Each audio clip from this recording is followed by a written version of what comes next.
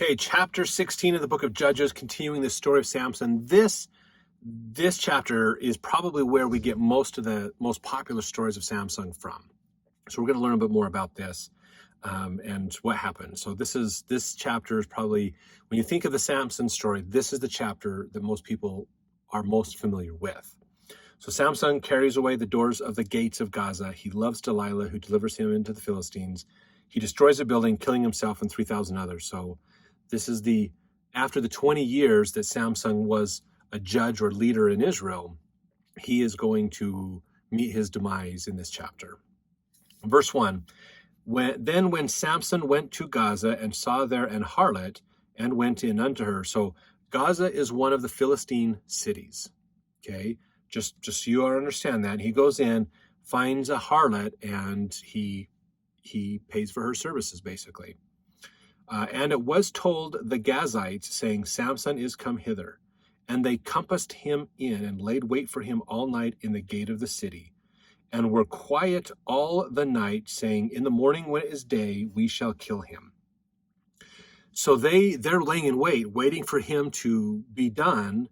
And then they've surrounded him with their armies, and they are ready to just, as soon as he comes out, they're going to lay siege to him and kill him, try to get rid of him.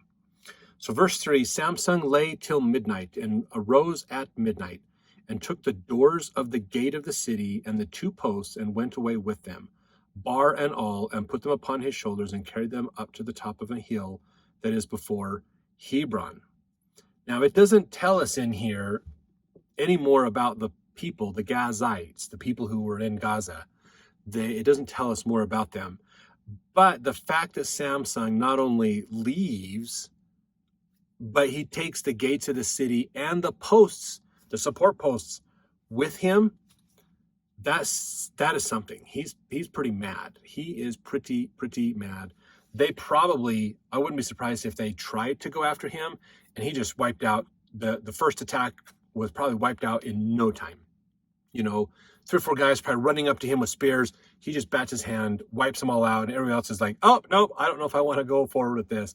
And then he walks out of the city, and they're probably like, okay, so long as you leave and don't try to destroy stuff, we'll leave you alone. They don't want to die, but they also don't want him to destroy the city. And so there's probably an uncomfortable peace. He leaves the city, and as he leaves, he just knocks out the wall, basically where he knocks out the doors and the pillars and drags them off. And what are you going to say to a guy like Samson? I mean, come on. Don't take our stuff. That's not good. Stop him. Good luck. Who's going to stop a guy like that? So that was kind of his spite to them, as how I would say it. Verse 4, and it came to pass afterward that he loved a woman in the valley of Sorek, whose name was Delilah. So this is later.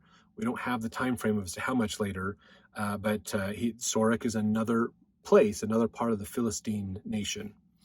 Verse 5, and the lords of the Philistines came up unto her and said unto her, entice him, and see wherein his great strength lieth, and by what means we may prevail against him, that we may bind him to afflict him, that we will give thee every one of us 1,100 pieces of silver. So that's a lot. 1,100 pieces of silver. That's a lot. Now there's 5 Philistine lords, basically, from the different cities, the major cities that they all control. They're going to Delilah, going, dude, Samson loves you. Samson wants to. He wants you to be his wife. Go to him, be his wife. Do these things for your nation, for your country and your people, basically. Go be his wife and learn how he gets his strength. What is his strength caused by? What's going on with his strength, and how can we stop it so that we can destroy him? He is the single largest threat to the Philistine nation. So that's what they told her. Now, this is desperation. They're giving her an insane amount of money. I don't know exactly the dollar amount that would be or how that would, equate out. But that's probably, $1 million, $2 million, some odd dollars or something like that. It's enough that Delilah is going to be pretty set, and her house, her family will be well taken care of with that kind of wealth. So verse 6, and Delilah said to Samson, tell me, I pray thee, wherein thy great strength lieth, and wherein thou mightest be bound to afflict thee. So now Delilah and Samson are a couple, they're together, and she is trying to casually get this out of him. Why are you so strong? What happens with this? Verse 7, Samson said unto her, if they bind me with 7 green withs that are never dried, then shall I be weak and be as another man. Or basically cords, or like sinews from an animal, those kinds of things. So that's what he tells her. So, and I'm sure he's just goofing around at this point. He might not suspect much at this point, but he's just goofing off. Verse 7, and Samson said unto her, I just read that one. Verse 8, then the lords of the Philistines brought up to her 7 green withs, or ropes or cords, which had not been dried, and she bound him with them. So he's asleep. She's tying him up with these things, basically. Verse 9, now there were men lying in wait, abiding with her in the chamber. There's a bunch of guys in the bedroom with her and Samson, basically, as they're trying to do this. And she said unto him, the Philistines be upon thee, Samson. And he brake the withs as a thread of tow is broken when it touches the fire. So his strength was not known. So they're in there, and she's going, Samson, the Philistines are here. He's like, oh, what? He pops those things, and he gets ready to fight. And I'm sure once he popped those, they went, nope, never mind, we're out of here. we're not dealing with this. This is not our day to die. And it was probably like, whoa, wait a minute, that didn't even work. And so she goes to him. Delilah said unto Samson, behold, thou hast mocked me, and told me lies. Now tell me, I pray thee, wherewith thou mightest be bound. So he's probably like, oh, ha, ha, ha, ha, yeah, I tricked you. That doesn't really work. And she's pissed now, like, do you not trust me? This is kind of similar to what his other wife did. Basically, when he wouldn't tell her, she pulls the emotion card out. You don't love me. You don't like me. It's this manipulation of him that's happening. Verse 11, and he said unto her, if they bind me fast with new ropes that never were occupied, then shall I be weak and be as another man. And so he's like, I'm just kidding, sweetie. I'm just kidding. That was just a joke. I just thought you were goofing around with me. I didn't think you'd actually try to bind me or nothing. But yeah, okay. If it's not the green ropes, but they're new ropes is really what it is. So this is kind of similar, but a little different than what he'd said before. But there's it's something about these ropes. So verse 12, Delilah therefore took new ropes and bound him therewith, and said unto him, the Philistines be upon thee, Samson. And there were liars in wait abiding in the chamber, and he brake them from off his arms like a thread. If you ever had a thread around your hands and you pop it, or like in between your fingers or something, you grab it, it doesn't take much strength to break it. And that's what he was saying with these brand new ropes. Bam, he popped them like there's nothing. And of course, the people that were lying in wait to kill him are probably like, nope, we're out of here. If he's not bound, there's nothing we can do. We're out. So they flee again. I really hope at least by this time Samson's catching on that Delilah might not be completely honest with him. I hope Samson has realized this, basically. Now let's get into verse 13. And Delilah said unto Samson, hitherto thou hast mocked me, and told me lies, and tell me wherewith thou mightest be bound. And he said unto her, if thou weavest the 7 locks of my head with the web. Now what this really means, what he's talking about is the loom. So there's the big wheel, and you gather up the cottons or the wool or whatever fiber it is, and you gather it up, and then you come down and kind of string it and rotate it together, the different strands, to create a rope or a string. So he says, if you weave my hair, 7 locks of my hair into a loom, so now he's changed from ropes to hair. If you do this, then I will be weak, basically. And I wonder though, you got to look at this story and go, okay, at what point is Samson going, okay, apparently my wife has it out for me. There's a problem here. She's not on my side, basically. And so there's a problem with this. And I'm sure she's like, he's got to know by now. She's probably doing her darndest to hide it, to love him. There's probably, time in between these, so it doesn't look too obvious, one after the other, after the other, after the other. These are probably months or maybe even a year or two that he's going through to do these things. So verse 14, and she fastened it with the pin and said unto him, the Philistines be upon thee, Samson. And he waked out of his sleep and went away with the pin of the beam and with the web. Okay, so verse 14, so she tries it again. She weaves his 7 locks into a loom and yells, oh, Samson, the Philistines are here. He jumps up out of bed and literally just, with the stuff still attached to his head, goes and is prepared to fight the Philistines. And of course, I'm sure they're fleeing and getting out of there because he's obviously not weak. It's not working. So it'd be so fascinating to talk to these people or understand, at what point did you realize this is not working out? At what point did these Philistines go, okay, is it really going to be this time or not? Maybe we don't need to show up anymore. But if it works, just come get us, will you? If it, I don't know how that would work out, but it's got to be just crazy for all of them to think about this. And Samson's probably like, I'm going to play this. I'm going to play this out. They're trying to destroy me. I'm going to mess with them, which he kind of has done in the past with his riddle and other things. So he loves this idea of being a thorn in the side of the Philistines, I think is what he's thinking. Now, one thing that's interesting in here in verse 14 is fasten it with the pin. Now, when we think of weaving, we think of like a safety pin or a clothes pin or something as a quick little fastener. But from what I've learned, that the Hebrew word for pin is the same for nail. It's the same word. So if you remember a couple of chapters ago, there was a Canaanite general who was trying to fight Israel. And remember, the Lord created a huge storm upstream, and then the river flooded the floodplain areas, turned into mud. They lost their chariots, and then they had to flee because they lost their military advantage, and they were fleeing.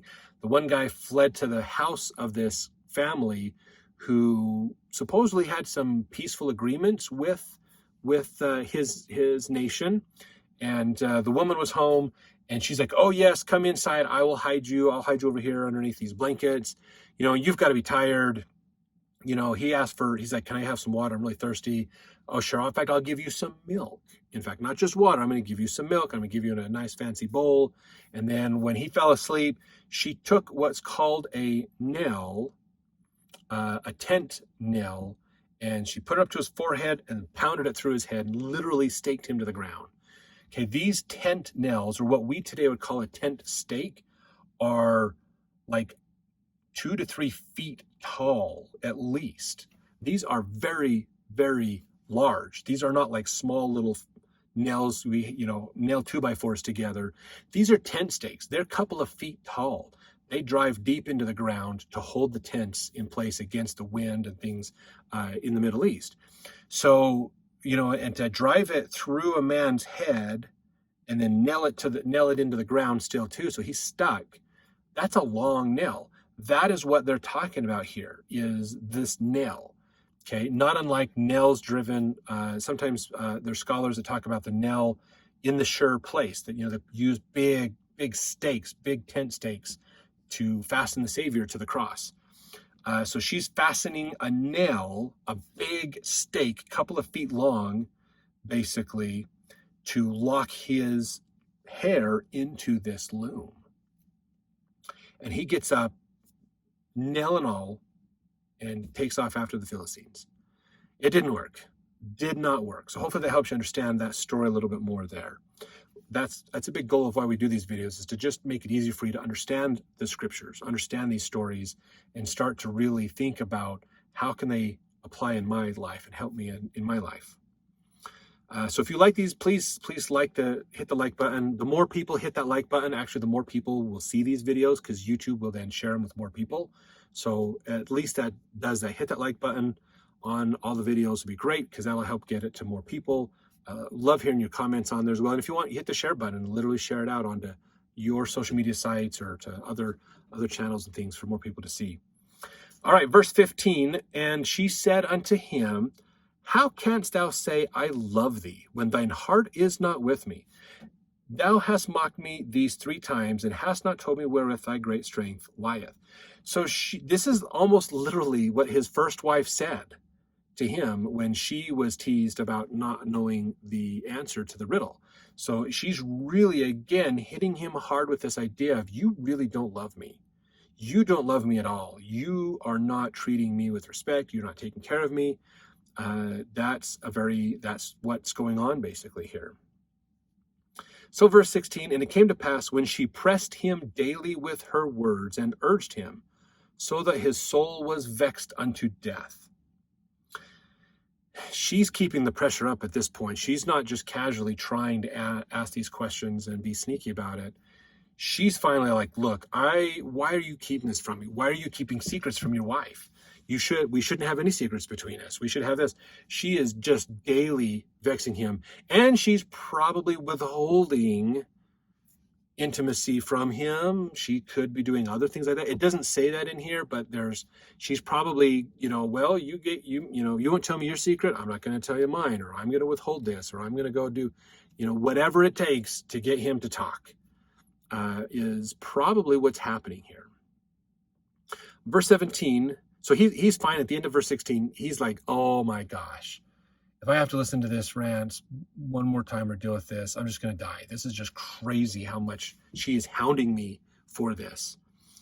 Verse 17, and he told her all his heart and said unto her, there hath not come a razor upon mine head, for I have been a Nazarite unto God from my mother's womb. If I be shaven, then my strength will go from me, and I shall become weak and be like any other man. So he bears his heart. He comes totally clean, totally honest with her in a very honest moment. And unfortunately, Delilah doesn't keep that to herself. She put country over family. And I think she has this whole time, honestly. But this is an interesting point, because when you're married, there's lots of things you learn about your spouse that they would be completely distraught if you told that publicly. So there really is part of the love you have for your spouse is to not share their secrets with others. I think that's an important part of a healthy marriage. It's not about divulging all that stuff, but holding respect for that person. Part of loving them is holding that respect, knowing they're completely imperfect, they have their faults, they have their problems, and you love them despite all that, and you are willing to help them feel better by not divulging and causing problems for them because of that. I think that's a good, important key in a relationship. And if you have thoughts and comments on that, whether you agree or disagree, put it in the comments. I'd love to hear those. And but that's what I'm thinking. Okay, so verse 18. When Delilah saw that he had told her all his heart, she sent and called for the lords of the Philistines, saying, come up this once, for he has showed me all his heart. So she's like, he trusts me completely. He bared his soul to me. And this is going to work. Then the lords of the Philistines came up unto her and brought money in their hand. So she's telling them, not just send some Philistines to fight him, but I've got the real answer now. Finally, I've got the real answer. I want my pay, basically. So they're bringing the money to her. Verse 19, she made him sleep upon her knees, and she called for a man, and she caused him to shave off the 7 locks of his head, and she began to afflict him, and his strength went from him. So she, if Samson is falling asleep on her knees, then they're kind of hanging out together. That's not like, oh, I'm just going to go lay down on some strange woman's knees and take a nap. That's awkward and creepy. This is more of a, you wouldn't do this unless you were really, really, really close with that person. And I'm sure for an average woman, this is not a position. You don't just let any guy come hang out on your lap and fall asleep. That's just creepy. So there's a lot of permission in relationship. And so I'm sure the level of trust that Samson feels in the relationship is huge. And she's showing that there's trust and value there, but she's using it again to manipulate him and she's putting her nation over family base, over her husband, which I think she has had the whole time. So they come in. She's there to kind of help keep him asleep, basically, keep him satisfied. They quietly shave his head. And she began to afflict him. So she starts to hit him just to see what'll happen. And he didn't have the strength. He couldn't do it. So she's testing it to make sure it's working. And it worked. So then verse 20, she said, "The Philistines be upon thee, Samson." And he woke out of his sleep. So he doesn't realize what's going on yet. And said, "I will go out as at other times before and shake myself." And he wist not that the Lord was departed from him. So he gets up going, "Oh, I'm going to go take these guys out like I have all these other times. This is just stupid." But he's going to go out and do this. And shake it. He's probably just going to go out and go, "Rah, I'm here, rah." And they're going to be freaking out and running. But not this time, because he didn't realize that he has violated his agreement as a Nazirite. And so the Spirit of the Lord is not with him anymore. Therefore, his strength, the talents that he'd had have been pulled away. So he probably goes out there prepared to just threaten these guys, scare the crap out of the Philistines, and shake his fist at them or something, do some kind of demonstration of strength, and they're going to flee and run like they have in the past. And they're not running this time. I'm sure he's going, wait a minute here, something is different. Something has changed. And he probably realized they're not afraid of me. Why are they not afraid of me? And then he probably realized, I have no hair. Oh my gosh. Delilah turned me in. I don't have the strength. I'm just a normal guy now. They have the advantage of the numbers. That was probably a hard night for Samson to get that and go through this. So verse 21, the Philistines took him. So they captured him. He couldn't fight him off. They captured him. They took him in to wherever they would go with him, and they put out his eyes. So they bound him, and they basically, I don't know exactly whether they would get a knife and just poke him in the eyes or whatever, but they basically made him blind. They ruined his eyes so he cannot see at all. And then they brought him down to Gaza. If you remember, that's where he met that harlot and destroyed the city gate, and bound him with fetters of brass. So it wasn't just cordage. They're using metal to hold him. And he did grind in the prison house. So in this, actually, it's interesting because in the Bible dictionary refers this to the term agriculture. So in the prison house, he was probably put to work pushing a grindstone to grind the wheat and the grains, basically. It's most likely what that is. It's really interesting. Verse 22, howbeit the hair of his head began to grow again after he was shaven. So the hair is slowly coming back. And maybe he might not be noticing strength coming back a lot, but his hair is coming back. Verse 23, then the lords of the Philistines gathered them together for to offer a great sacrifice unto Dagon, their god, and to rejoice. For they said, our God hath delivered Samson, our enemy, into our hand. And so now they're going, yay, we're going to offer this great sacrifice to Dagon, our God. This is so wonderful. Dagon had delivered him into our hand, even though he really didn't. But they are going to believe that, to keep pushing this methodology of the people. Worship Dagon, worship the God that we tell you to worship, kind of a thing. Verse 24, and when the people saw him, meaning Samson, they praised their God. For they said, our God hath delivered into our hands our enemy, and the destroyer of our country, which slew many of us. So they've convinced the people that this idol, Dagon, has done this for them, basically. And so they're going to believe that line from their leaders.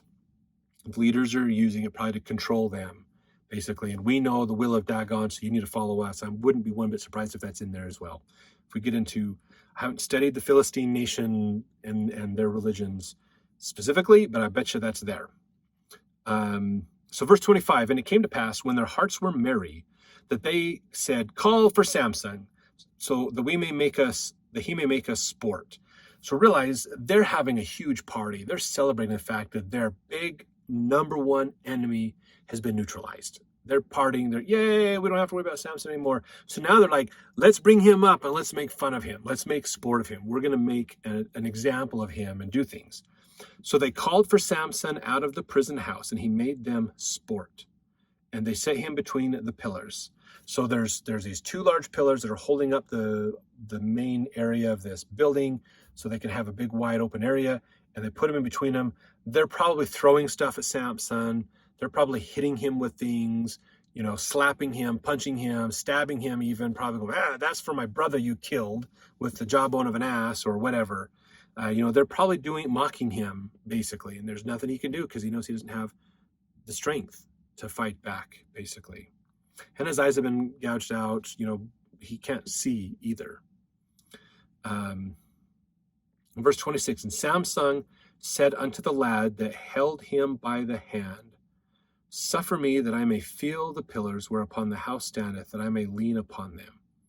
So there's a young kid that his job was to bring Samson up and to kind of help tie him down. And he's like, help me find the pillars with my hand so I can lean on them. So he's probably like, okay, he's probably tired from standing up, so we'll do that. So he puts his hands up there. Verse 27, now the house was full of men and women, and all the lords of the Philistines were there. And there were upon the roof about 3,000 men and women. And behold, while Samson made sport. So this is a big party. 3,000 people hanging out on the roof above them. So the pillars are holding them up. Then there's lots of people, probably at least that much inside, that are there as well, dealing with him and making sport of him and having fun at his expense. Verse 28, and Samson called unto the Lord and said, O Lord God, remember me, I pray thee, and strengthen me, I pray thee, only this once, O God, that I may be at once avenged of the Philistines for my 2 eyes. So he's finally humbled. He's finally at a position to listen to God, and he says, God, one last time, give me strength. They took my eyes from me for no good reason. Let me avenge my 2 eyes against them, basically. Verse 29, and Samson took hold of the 2 middle pillars upon which the house stood, and on which it was borne up, of the one with his right hand and the other with his left hand. And Samson said, let me die with the Philistines. And he bowed himself with all his might, and the house fell upon the lords and upon all the people that were therein. So the dead which he slew at his death were more than they which he slew in his life. So he says this prayer, and he probably said it quiet enough. Most people didn't necessarily hear it. It could be he said it out loud for everyone to hear, but they probably didn't believe him.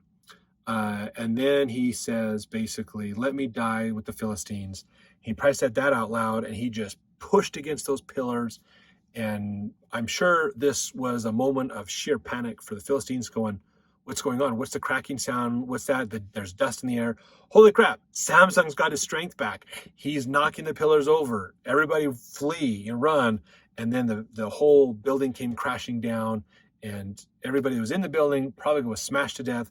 Everybody above the building was probably killed in the fall and get caught in the debris and things. And he killed more than 1,000 people, at least that we know of. And there was 3,000 standing on the rooftop. So there's a good chance he killed 3,000 or more people in this one instance, basically. And he died at the same time. Verse 31, then his brethren and all the house of his father came down and took him and brought him up and buried him between Zorah and Eshtaol in the burying place of Manoah, his father. And he judged Israel 20 years.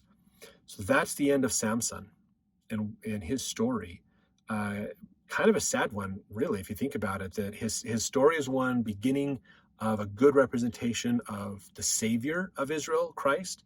And then because of his choices, even though he had spiritual gifts, he chose to use them in a wrong way. He became very prideful and spiteful as well. And he just messed around. Instead of actually getting rid of the Philistines, Israel's probably like Samson, when are you going to take these people out? You're supposed to free us from the Philistines. And he's like, don't worry about it. I got them under control.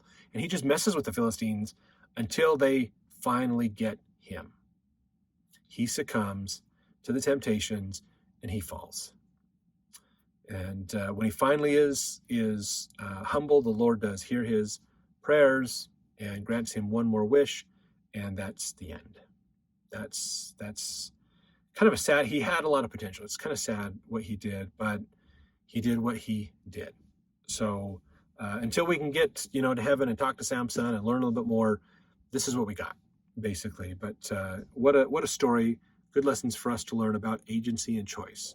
Even when we are destined for things, we still have our agency to choose. In fact, Joseph Smith, I think it's interesting. He had an experience once where he asked God, he says, what happened if I just chose not to do this? What if I just decided not to translate the Book of Mormon or not to follow along? He's trying to understand where is his level of how important is Joseph Smith to the plan of God? And God's answer to him was basically, I was preparing several other people who would take your job if you didn't take it. So he went, oh, okay, I get it. I'm not important in the cog work. I'm just a cog. I'm not the important link piece for how it all works. So I'm replaceable. And that keeps you humble, I think that's kind of nice that in the church we have lay ministry. We don't, people don't get paid necessarily to work at the local levels. And we change, somebody who is a bishop could be a primary school teacher next. That's okay, because it's not about this pride or this power and authority that I think we sometimes get caught up with. It's about service. And a good bishop is one that'll realize, I want a calling, I want to be busy, and I'm in the primary, that's totally fine. I have zero authority to do anything. I'm dealing with little kids, but I'm serving and I'm doing what God wants me to do, and that's enough. So that's really important. I really hope you guys are enjoying these videos, really getting some good value out of them. Please hit the like button. That does help these videos to get seen by more people. Share them, comment. We'd love to hear your comments and feedback on them as well. And let's jump into chapter 17 next to learn more about this next phase of who's going to be helping Israel out. See you then.